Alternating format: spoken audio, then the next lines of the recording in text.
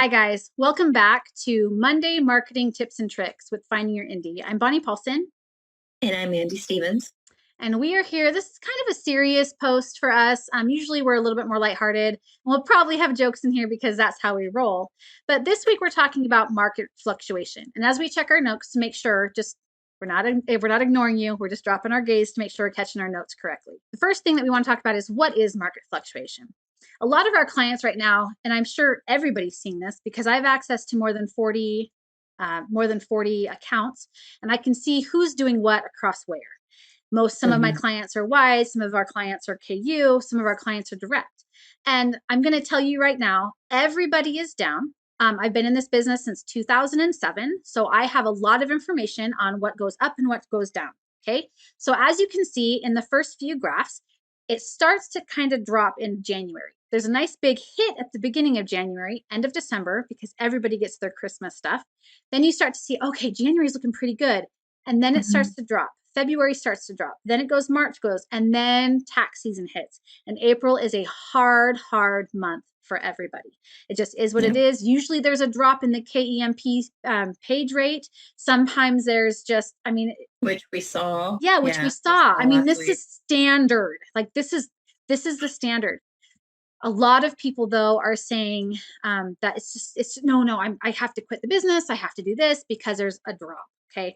So first of all, a market fluctuation is something that happens over time in the sales. And that's mostly what we're talking about is sales. There might be something else, but ultimately it comes down to what the readers are reading, when, and why.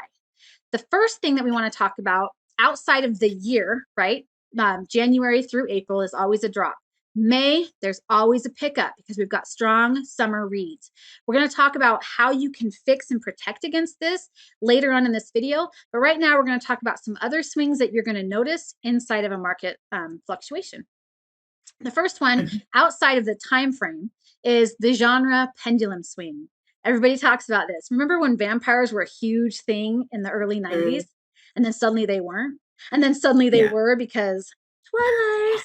Yeah, I remember when everyone jumped ship from paranormal to contemporary and then back again. I've seen that a few times already. Yeah, and now they're doing it again. Some people remember when bullies was huge and now bullies not so much. And then we had wolf shifters were massive and now dragons and maybe not dragons. Next is mermaids. Like this is a part of it. This is a part of it. And sometimes it's determined on what movies are coming out. Sometimes this depends on what's going on in the world. People don't necessarily want dark, or maybe they want super dark. Maybe they want light and fluffy. Rom-coms seem to have really been a big hit because people want to laugh. They don't want to worry right now. So that's the genre pendulum swing. Yes, right now, paranormals are big, and then maybe fantasy, and then maybe sweet romance, and then maybe thrillers. And mysteries and thrillers always seem to be a big part of it. But cozies might be really big one year, and literal thrillers might be the next ones. So you're really looking at a genre pendulum swing. Okay. Then we have the seasonality of sales. And we talked about that kind of at the beginning, where, January, February, March. But we also need to talk about, like, for instance, November. People are getting ready for the holidays. People are getting ready for Thanksgiving. They're getting ready. In the US, it's Thanksgiving. Other places, everyone has Christmas. So other places, we're talking about Christmas. We might be talking about Jewish holidays. We have all kinds of options, plus in school, plus end of semester. It is a literal cluster. And September is usually when a lot of traditional publishers release their works as well. So we're fighting a whole huge grab for money.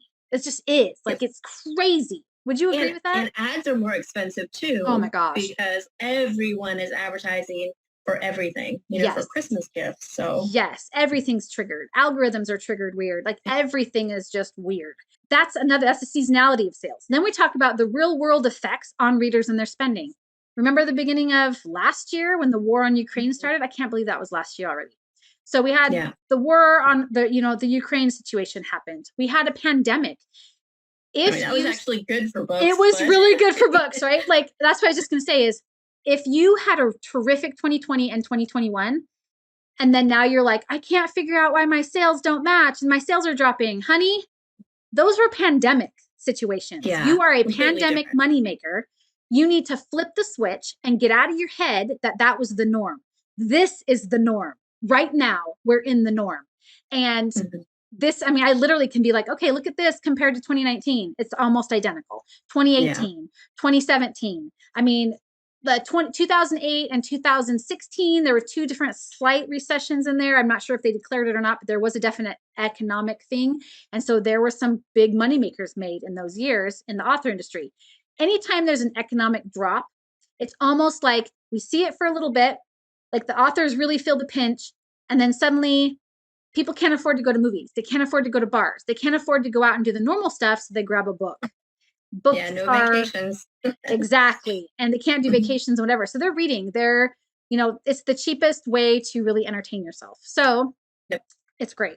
So that is like you need to really be thinking about what's going on in the world right now that could be affecting sales. Next one is, how do you note for market fluctuation? How do you know if it's market fluctuation or if it's just your stuff is crap? I'm pretty blunt, so sorry. Here's what we're going to talk about here. First of all, you're not going to look day to day. The sales that you have today could be the result of something you did yesterday. It could be the result of something you did 2 weeks ago or 30 days ago. It could be the result of something you set in place 6 months ago. You don't know.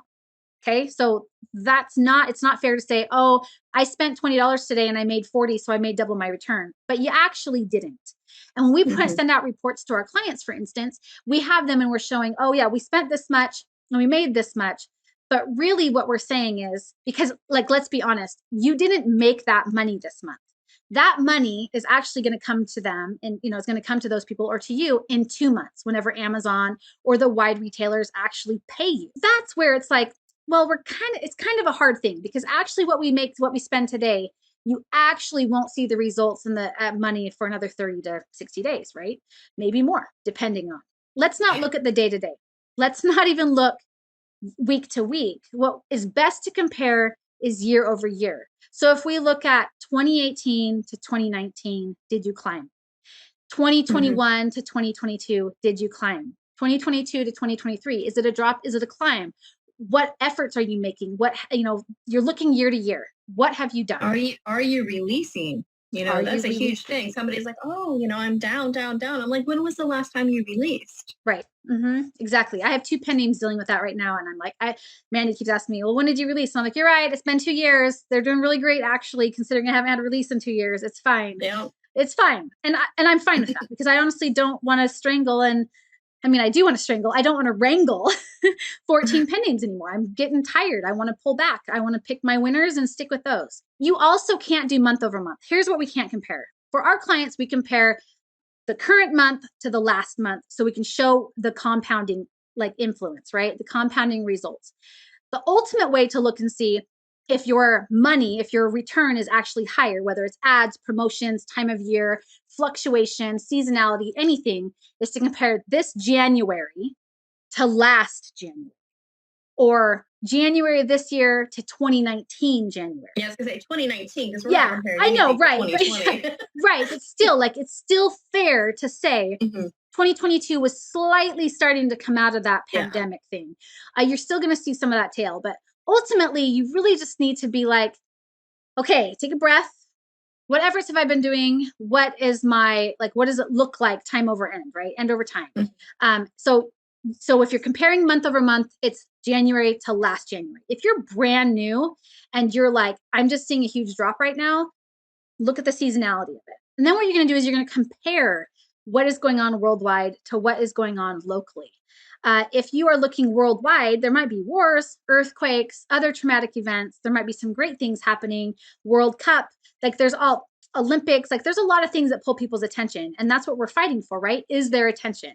But what about locally, here in the US? What's happening in the US? Well, we have Thanksgiving. You're not going to see a lot of reading on that Thursday. You're just not. No.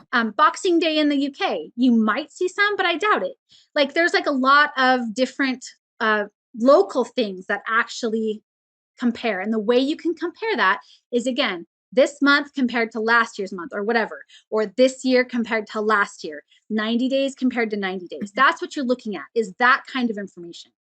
Please, please, please, if you have not had a chance, read the book, The Forest Through the Trees. Have you heard that book? I'll get the link and I'll put it in. It's Forest for the Trees. And what it is it says, or the forest to the, whatever. I suck at titles, but I'll get you the link. But ultimately, what it's saying is it explains why you don't look at the trees. You don't focus in on that stuff. You have to look at the big picture. Are you Yeah. seeing growth somehow? Are you seeing maintenance somehow? Like that's ultimately what you need to be comparing for. And when does it affect you? When does seasonality or when does this market fluctuation affect you? All the time. All the time. All the time. All the There's time. always something going on, you know? Mm-hmm. Kids go back to school, kids get out of school, you know, Christmas, Yes. TikTok viral. tax day. Yeah. Oh my gosh. I had a friend who like messaged me. It was like, oh my gosh, my TikTok video went viral and now I'm making $35,000 a month. And I think I'm going to have my husband quit his job. And I was like, wait, what? No, no, no. No, no, no, no, no, no, no, no, no. No, you had one video go viral. No. Yeah. That's not funny. And she was like, oh no, my husband can quit his job now. The next month she was down to 7,000. And she was like, Yeah. My husband quit his Quit his job. job now. Oh no, no, Yeah. no. And I was like, oh, Oh, that no, no, no. stings. Like, you know what I mean? Like, oh, because that, first of all, I love TikTok. I think it's a great tactic to have inside your strategy, but I don't think, and many knows It can't be the entire thing. No, it can't. And just you because use that to build other parts yes, of your business. and the one viral thing, what happens if we suddenly get it banned or we don't have access anymore? You know, like there's all kinds of So it's very concerning when we are like, hey, this happened or this is happening, and now my whole business is doomed, or my whole business is a winner, and we need to take it in stride and go slow. So the next question is, what can we do to protect against this? First of all, keep in mind that your money is going to fluctuate throughout the year. So if you're like, okay, my really great months are $10,000 a month, or let's even go slower. Let's even go lower. My great months are $3,000 a month. My lowest months are $1,500 a month. Okay. You need to be budgeting for those $1,500 a month. That's what you should be spending. You should not be going above that. Just because you have some really nice thick months, you need to plan on famine. And I've had people say, oh no, but I can't. No, do that because then you're not sitting here going, oh, I suddenly am making $4,000 a month and I can make, wait, I don't understand. Why am I down to 2,500? Well, your baseline is 1,500. So anything above that is where you would set yourself, right? Does that make sense? Okay, but that's the first thing, is to budget accordingly to your lows, not to your average and not to your highs. You get extra money, great. If you haven't read Profit First, check it out. Another one is build your newsletter. Build your newsletter. There's so many things you need, like I said just a minute ago, you have to have that table with the different parts of your business that are the legs. Right. It all works together.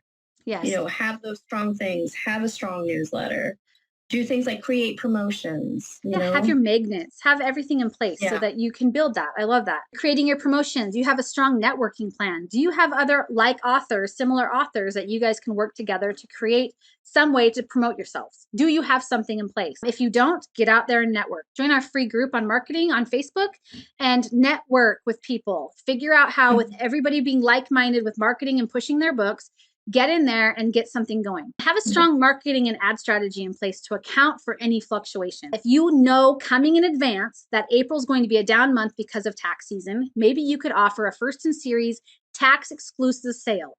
Like, hey guys, instead of stressing about taxes, here's the first book in my series free. Check it out. Yeah. That's a viable, valid promotion plan, and it's in your marketing strategy, and you've already planned for it, and you're counting on having a drop in sales. You're planning on it. You also want to be willing to, you need to be willing to pivot. I need to put Ross Geller, pivot, right. Pivot. Well, I mean, anybody that's been in this industry for a while knows that you constantly are having to pivot. Things change. You have to be willing to change with it. So you do. And so when you have an ad strategy and a marketing strategy in place, that gives you a foundation to pivot with. And so we highly recommend that you guys make sure that you're checking out in our group on some of our tips and tricks on marketing and ad strategies. We do have boss mode, which actually walks you through how to do it. But all of that to say, that whole thing, market fluctuation, all of that comes down to, what is your goal? Are you sticking to your brand? And are you having fun? Like, isn't that what everything comes down to for us? Are you having fun? We know that the market fluctuation is scary. We get it. We understand it. We're emotionally and personally invested in every single one of our clients. And when we see them drop, I know, right? I'm like, I feel sick when we're dropping. Yeah. I feel terrible. I understand panic. I seriously, I get it. I get it. I do. My constant thing that I want to remind people is look and compare. Where were you at last year compared to where you are this year?